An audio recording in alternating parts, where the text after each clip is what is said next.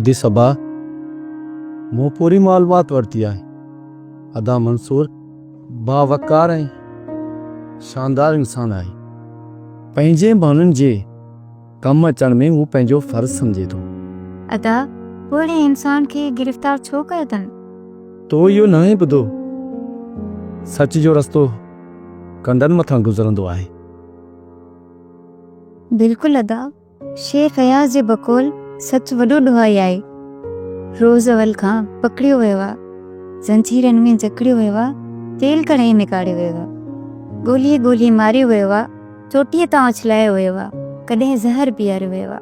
हा, पर पोइ बि उन जी साॻी आहे रीत भाॻी। जंहिंजे मन में खात हणे थो हुन जो सारो चैन खणे थो। अॼु तो वटि महिमान थियो आहे। अॼु तो वटि महिमान थियो आहे, पर तूं कॾहिं सोचियो आहे कंहिंसां तुंहिंजी यारी आहे? सच वॾो ॾुहारी आहे। सो मुंहिंजी सदोरी भेण सच सूली चाढ़े छॾींदो आहे, कॾहिं ज़हर प्यालो बणिजी वेंदो आहे। कुझु बि हुजे, पर मां मंसूर जी सच जी हिमायत में बाबा सां ॻाल्हाईंदसि। बाबा खे सम्झाइण जी कोशिशि कंदमि त मंसूर सां इंसाफ़ थियणु खपे। दादा न मुंहिंजी ॻाल्हि ॿुध, असां हुननि जा ॾोही आहियूं ऐं जेकर उहे जज़्बात में आया असां सब्र कयोसीं त मसइलो टरी वियो। सम्झी थो न? सौट सही त चए, असीं जा होश विञायूं आहे त ॾाढो गंद थिए हा। जहिड़े जे ख़ौफ़ जे करे असां ख़ामोश थी वेही रहूं, भले असां सां जेको विड़ी वञे। इहो पे शुक्र थियो जे तूं घर हुई, जे तूं हिते हुजे हा त वॾो गंद करी हा। वॾो मसइलो हुयो, थोरी चिकचिका खां मसइलो टरी वियो। शुक्र कयो। छोकिरी जा वारस ककर ऐं मुराद वारा हुआ। मीर शाहनवाज़ अची छो चढ़ाई कई, उनजे लाइ छा सोचियो अथव? तूं छा थो चईं? असीं हली मीर शाह नवाज़ सां जहिड़ो करियो? बाबा ही त फॾा ॻोल्हींदो थो अचे। जेकॾहिं को हिनखे फॾो गिची में पइजी वियो न त साल लोड़ींदो, साल। अदा जंहिं बि फॾो कयो न उनखे पाणे कादनि जी कहर जी ख़बर पइजी वेंदी। शायदि तोखे जवाननि जा हथ न आहिनि लॻा। जेका कादन यूथप आहे न ज़रूरु हुन सां मुक़ाबिलो कंदो ऐं पोइ तोखे कादन जे कहर जी ख़बर पवंदी। अदा रुगो अदा मिठो भाॼी खपाइण थो वञे, कॾहिं कॾहिं तूं बि उनखां वारो वठण ईंदो वञ। जेकॾहिं मां भाॼी खपाइणी हुयसि न त भाॼी कोई वठंदो बि कोन, सॼी भाॼी किनी थी वेंदी। अदा मिठो खां वठनि था, बाक़ी तोखां छो न वठंदा? अदा मिठू जी गिराकी ठहियल आहे। तूं जेके सोपारियूं खपायूं बि न उहो ई कारोबार शुरू कर। हाणे पुलिस जी नज़रुनि में अची वियो आहियां, जेकॾहिं वरी सुपारियूं खपाईंदुसि न त पोइ पादर खाईंदुसि। अदा इन खां सवाइ ॿियो को कमु छो नथो करी? अदी ॿियो कमु ॻोल्हियां पियो। अदा तोखे को बि कमु न मिलंदो। ज़रूरु कमु मिलंदो अदी, ज़रूरु कमु मिलंदो। जेकॾहिं तूं दिलि सां दुआ कंदीअ न त ज़रूरु कमु मिलंदो। अदा तूं त घर खां ॿाहिरि निकिरी नथो त इहे मुंहिंजी दुआऊं कहिड़े कम जूं? सॼो ॾींहुं घर खां ॿाहिरि हूंदो आहे, पोइ कीअं थी चवीं त मां घर खां ॿाहिरि न आहियां निकिरंदो? किटी में धिका खाइण लाइ वेंदो ई, कम जी ॻोल्हा लाइ न वेंदो ई। अदा तूं मूं लाइ वॾड़ी नथी, तोखे त मानी खाइण लाइ मिले पई न। सम्झा थी त ही सॼी ज़िंदगी कुझु बि न कंदा, बसि पंहिंजे पेट भरण लाइ कमु कंदा, बाक़ी कुझु बि न कंदा। हैदर जी मां साईं। बाबा मंसूर जी हाज़िरी थी वई? थी मां साईं। बाबा मंसूर खे चालान करे जेल मोकिलियो था। हाणे तव्हां ईअं कयो त वञी गाॾी कढो त हली रहज़न वारनि सां मुलाक़ात करे अचो।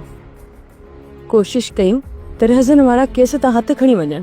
मां साईं, जेकॾहिं रहज़न वारा केस तां हथु खणनि था न त पोइ बाबा मंसूर जी आज़ादी खे केर बि नथो रोके सघे। हिन चकर रहज़न वारनि ते पूरो ज़ोर लॻाईंदसि। ख़ुदा कंदो मञाइण में उन्हनि खे कामयाब ईंदसि। आमीन आमीन।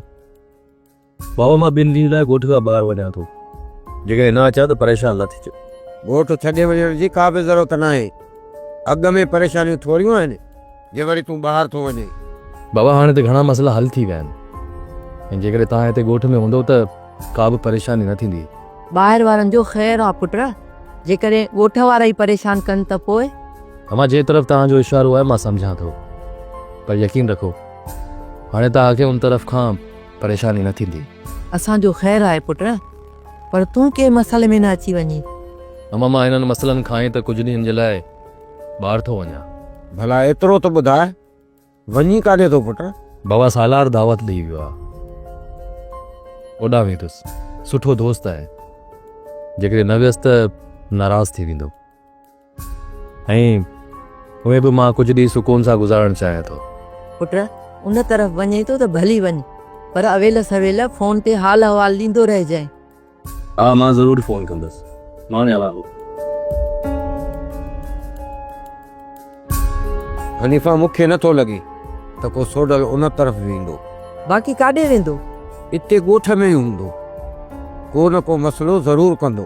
जेकॾहिं अहिड़ी ॻाल्हि हुई त तूं पहिरियों छो न कई? पहिरियां जेकॾहिं इहा ॻाल्हि कयां हा न त सोडल नाराज़ थी पियो आहे, उन जे करे मां ख़ामोश रहियुसि। खणी जे ॻोठ जे मथां असां नज़रूं रखूं था, पर इहे राज़न वारा ॻोठ में दाख़िल थी मीर शाह वास्ते हमले करण जी कोशिशि करे कोन कंदा। हाशिम अॻियां बि राज़ न रहनि, कुझु बि करे सघनि था। उन्हनि जी छोकिरी रईस वटि आहे, हू होश में न आहिनि, कुझु बि करे सघनि था। हाशिम सही तो चवे, राज़न बेवकूफ़ न आहे जो मौत जे मुंहं में अचे। हू अचे या न अचे, असांखे हर हाल में होशियारु रहणो पवंदो। मां इहो कोन थो चवां त असां लापरवाही कंदासीं, सिर्फ़ु मां तव्हांखे इहो ॿुधाइणु चाहियां थो, रईस जॾहिं शाह जो रुख कंदो न, वाट ते उनजे मथां हमलो कंदा। असांखे जेका हद मिलियल उहा संभालूं था असां। रईस ॻोठ खां ॿाहिरि वञे थो, कंहिंखे वठी वेंदो, उहो उन्हनि जो कमु आहे। शाइर बि असांखे वठी ईंदो, ॿियो कंहिंखे वठी वेंदो। हाणे रईस इन इंतज़ार में आहे त राज़न वारा ॻोठ मथां हमलो कनि, त जीअं रईस खे उन्हनि मथां हमले करण जो बहानो मिली पवे। जेकॾहिं राज़न वारनि रईस जे मथां हमलो कयो न, इहो तव्हां यादि रखी छॾियो त सॼी मुल्क सिधा कोन थी सघंदा, छो त तव्हांखे ख़बर आहे हाशिम जो घटि हिकु मुड़ुसु पटी ते पूरो। तूं छा सोचो मुंहिंजे बारे में? मां तुंहिंजे जवाब जो मुंतज़िर आहियां। जेसी ताईं मां अली ख़ान जे निकाह मां आज़ाद नथी थियां, तेसी ताईं मां कुझु बि नथी सोचे सघां। इहो त को मसइलो ई नाहे। तूं हुनजे निकाह मां पाण खे आज़ाद सम्झ। जॾहिं मां तोसां वाइदो करे चुको आहियां त पोइ छाजी परेशानी? मूंखे ख़बर आहे अली ख़ान मरंदो मरी वेंदो, पर मूंखे तलाक कोन ॾींदो। पोइ सम्झ त अली ख़ान मरी वियो। छा तव्हां अली ख़ान खे मारे छॾींदो? तोसां निकाह करण लाइ अली ख़ान त छा, पर हुनजे पूरे ख़ानदान खे मारे सघां थो। ठीकु आहे, पहिरियां मूंखे अली ख़ान जे निकाह मां त आज़ाद कर, पोइ मां तोसां निकाह करण लाइ तयारु आहियां। तमामु जल्द तूं ॿुधंदीअ त तोखे अली ख़ान तलाक ॾेई छॾी। जे हुन इनकार कयो त मारियो वेंदो। सम्झ त इहो कमु 8-10 ॾींहं जे अंदरि थी वेंदो। हाणे तूं हिन हवेली जी पाण खे मालकियानी सम्झी सघीं थी, सम्झी छा? पर हाणे त मालकियानी तूं आहे।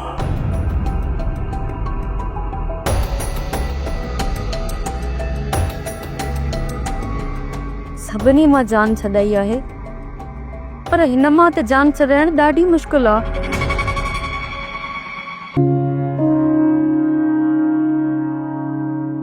बाबा जी मूंखे तव्हां सां कुझु ॻाल्हाइणो आहे। अच सभु वे।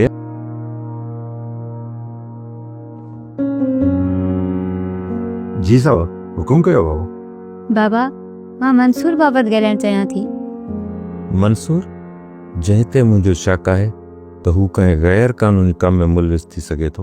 बाबा तव्हां मंसूर जे हवाले सां पंहिंजी जांच में इंसाफ़ कयो। मां सम्झां थी त तव्हांजी हैसियत में तव्हांजो फ़र्ज़ु आहे त कंहिंखे बि बेबुनियाद इल्ज़ाम में फासाइण खां पासो कयो वञे। सवा मां सम्झां थो त तूं जज़्बाती थी ॻाल्हाए रही आहीं, पर आऊं हक़ीक़तूं ॼाणण खां सवाइ कंहिं ते बि यकीन नथो करे सघां। बाबा जेकॾहिं तव्हांखे मूं ते एतबार आहे त मंसूर जे मामले में पंहिंजी तहक़ीक़ात मुकमल ईमानदारी सां कयो। ऐं तव्हांखे यकीन ॾियां थी त हू बेॾोही साबित थींदो। ठीकु आहे साबा, मां मंसूर जे मामले में पंहिंजो फ़र्ज़ु निभाईंदुसि। जेकॾहिं कुझु ग़लति साबित थियो त मां कंहिं बि लाॻापे खे अहमियत बिल्कुलु न ॾींदुसि। बाबा मूंखे तव्हांजी ईमानदारी ते भरोसो आहे। रहज़न, ही मुंहिंजे पुट जी ज़िंदगी जो सवाल आहे। तव्हां जेतिरा चकर मूंखे जवाबु ॾींदो, मां ओतिरा चकर ॿीहर ईंदसि। जेसी ताईं तव्हां राज़ी थी केस तां हथु नथा खणो, तेसी ताईं मां हिन दर जा चकर लॻाईंदी रहंदसि। तव्हांखे त ख़बर आहे त बाबा मंसूर ख़ान मुहिबे वतन शख़्स आहे। जेकॾहिं न हुनखे फाही अची वई त ही क़ौम तव्हांखे कॾहिं बि माफ़ न कंदी। मां केस तां हथु खणण लाइ तयारु आहियां, पर हिकिड़ो मुंहिंजो शर्त आहे। हिकु शर्त छा? तव्हां जेतिरा शर्त रखंदो असांखे क़बूल हूंदा। तव्हां चओ था त तव्हांजो पुटु मंसूर ख़ान बेकसूर आहे, उन मुंहिंजे भाउ खे नाहे मारियो। हा रज़न, इहा ई हक़ीक़त आहे। मां केस तां हथु खणां थो। जॾहिं मंसूर ख़ान ॿाहिरि अचे उन खां एतबार मां ज़रूरु वठंदुसि। हू जेकॾहिं बेकसूर आहे त असांखे एतबार ॾियण खां कोन ख़िबाईंदो, पर जेकॾहिं हुन असांखे एतबार न ॾिनो त पोइ खून जो जेको बि हक़ हिसाब हूंदो उहो तव्हां असांखे भरे ॾींदव। मूंखे तव्हांजी हर शर्त क़बूल आहे। जीअं ई मंसूर ॿाहिरि आयो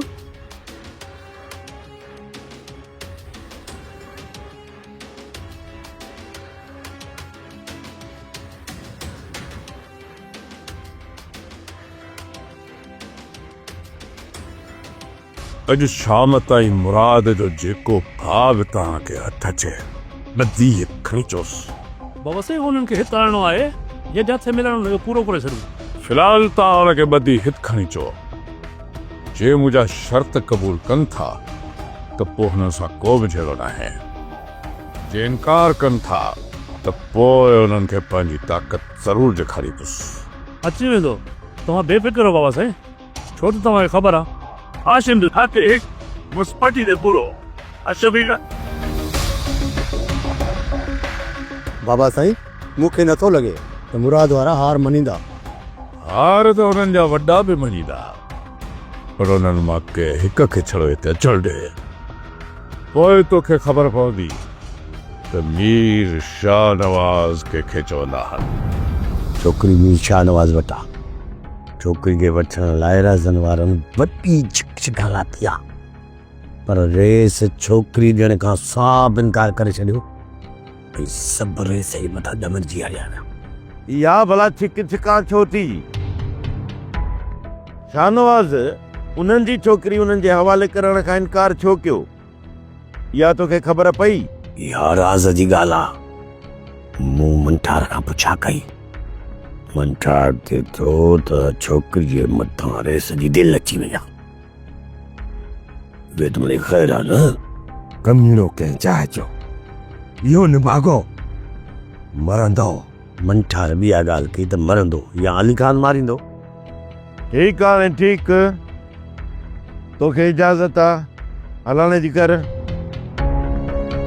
अदायो जेको मीर शाहनवाज़ ख़ान गंद करे पियो उन खे मुंहुं केरु ॾींदो? इन कमीने सां हली शाम ई मिलां थो, ॾिसां थो त छोकिरी खे असांजे हवाले कीअं नथो करे। हिन 4 तारीख़ ते मंसूर बाबा जी कोर्ट में हाज़िरी आहे। जेकॾहिं तव्हां हली करे कोर्ट में लिखी ॾींदो त मंसूर ख़ान आज़ादु थिए। असां त साइन लिखी ॾींदासीं, पर जेको मुराद वारनि केस कयो हुनजो छा थी? मुराद वारा केस तां हथु खणी विया आहिनि, हाणे सिर्फ़ु तव्हां रहियल आहियो। जेकॾहिं तव्हां केस तां हथु खणी वियो न, बाबा मंसूर ख़ान जल्दी रिहा थी वेंदो। ठीकु आहे हैदर, तव्हां बेफ़िक्र थी हलिया वञो। असां 4 तारीख़ ते कोर्ट में अची बयानु फेरे ॾींदासीं। हिन 4 तारीख़ ते तव्हां सभु तयारु रहिजो। हैदर गाॾी काहे ईंदो ऐं तव्हां सभिनी खे कोर्ट वठी हलंदो। उते हली वकील साहब सां मुलाक़ात कराईंदो, बाक़ी कमु वकील करे छॾींदो। ठीकु आहे, ईअं ई थींदो। पोइ मां हलां पई। तव्हां असां सां भलाई कयो पिया, मालिक साईं तव्हां सां भलाई कंदो।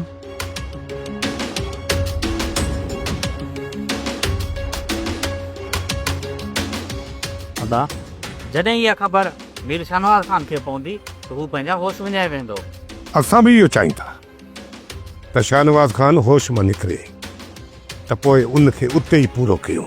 असां शुरूअ खां ई ग़लती कई। जेकॾहिं उथंदे ई मंसूर ख़ान जो साथ ॾियूं हा त एतिरा मुड़ुस कोन मारायो। मिठू ॾे ख़बर मोबाइल ॾेई आहे या तोखे वज कोन मिलियो? तूं भाग वारो ई। अॼु ककर वारनि जे घर में सवाइ 2 माण्हुनि जे ॿियो केर बि न हुयो। मूं जीअं ई भाॼी जो होको ॾिनो, गुल परी दर ते निकिरी आई ऐं मूं हुनखे मोबाइल ॾेई छॾियो। भला मुंहिंजे लाइ को न्यापो ॾिनई? वेचारी ॾाढी ॾुखी आहे, हर वक़्तु तोखे यादि कंदी रहे थी। हू घर न आहे, आज़ाब आहे आज़ाब। हाणे हुन अज़ाब मां जल्दी गुलपरी आज़ाद थी वेंदी। उते वॾी परेशान हुई। मां सम्झां थो त ककर हुनखे रोज़ मारींदो आहे। दरवाज़े ते बि ड्रिजी आई। तूं सही थो चई मिठू, हू वॾा ज़ालिम आहे। उन्हनि में माण्हू वारी धप ई न आहे। वो सब जा सब जानवर बणिजी विया। हाणे मां हलां थो, बुख में ॾाढी लॻी आहे। ऐं ॿी ॻाल्हि सोडल, जेको बि कमु करी होशियारी सां कजांइ, हू वॾा ॾिंगा अथई। मिठू तो ते मयार न आहे, तो पंहिंजो कमु कयो। हाणे मां ॼाणा मुंहिंजो कमु इहो खर्चड़ी त करान। अदाए ते बीहण सां को बि फ़ाइदो कोन्हे। असांखे अली शाहनवाज़ खान सां मिलणो पवंदो। अली खान, रहज़न वारा असां खां वधीक शाहनवाज़ खान जे वेझो हुआ।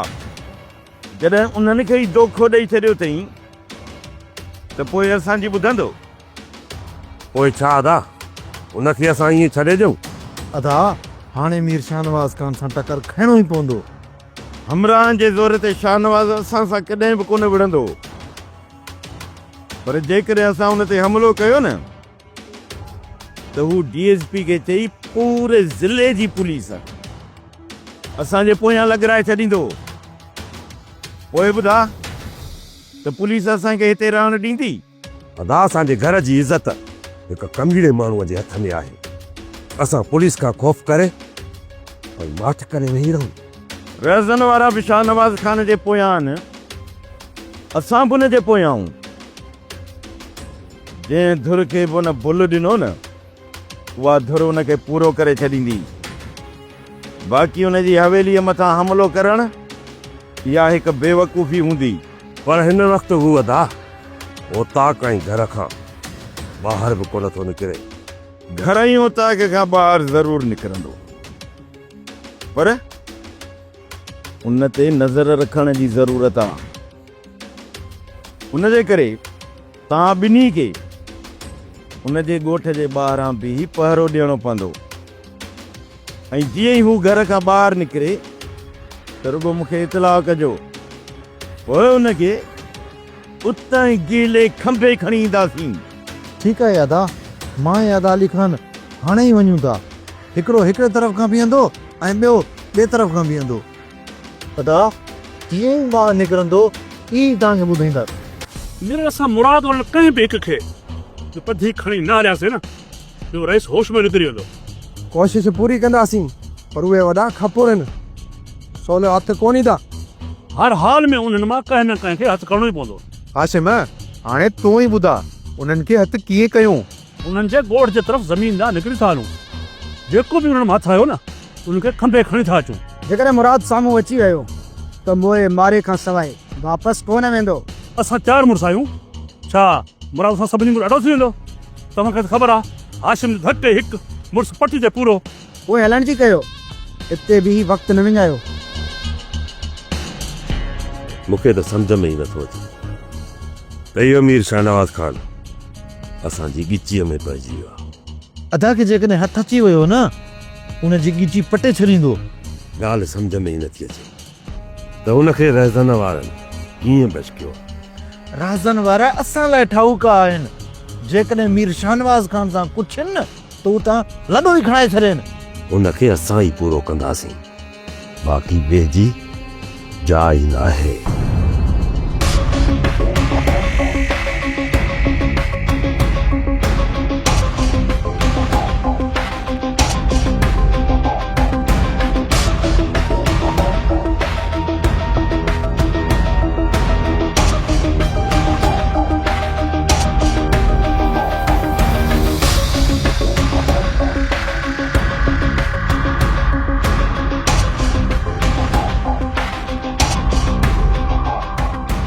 अमा साईं छा था सम्झो?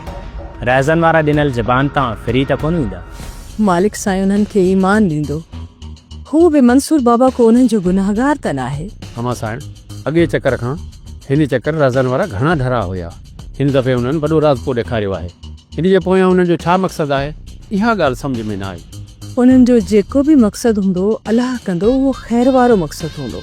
अमा साहिब, हिकु दफ़ो मंसूर बाबा ॿाहिरि अचे, उहो सभिनी खे मुतमिन करे वठंदो। इक़बाल, सभिनि खां ॾुखे में ॾुखे इहे आहिनि राज़न वारा। जेकॾहिं उन्हनि राज़पो ॾेखारियो आहे, पोइ त मसइलो बि हल थी वेंदो। 4 तारीख़ ते हाज़िरी आहे। हाणे इहा ख़बर पवंदी त रहज़न वारा जेकी आहिनि उहो ज़बान खे पाड़नि था या पंहिंजी ज़बान तां फिरी वञनि था। 4 तारीख़ अचण खां पहिरीं हुनखे चई ईंदुसि त हू तयारु रहनि। हैदर, तव्हां ईअं कयो, सुभाणे वञी वकील साहब सां मिलो ऐं उनखे ॿुधायो त ॿई धुरियूं केस सां हथु खणण लाइ तयारु आहिनि। उन खां पोइ हिकु ॾींहुं बि मंसूर बाबा खे जेल में रहण न ॾींदासीं। ठीकु आहे अहमद, मां सुभाणे वञी वकील खे हाल अहिवाल ॾेई थो अचां।